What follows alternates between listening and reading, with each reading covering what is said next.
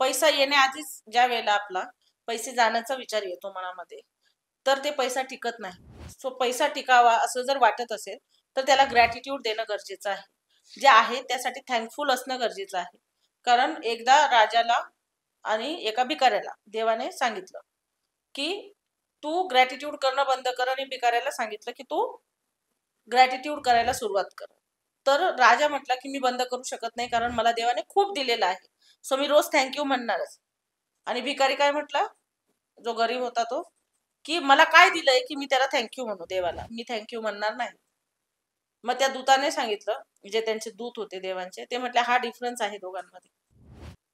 त्याच्याकडे आहे नव्हतं तेव्हापासून तो थँक्यू म्हणत आहे, तुझ्याकडे नाहीये आणि तू थँक्यू म्हणतच नाहीये. तुझ्याकडे शरीर तरी आहे, तू जिवंत आहेस, यासाठी तरी थँक्यू म्हण.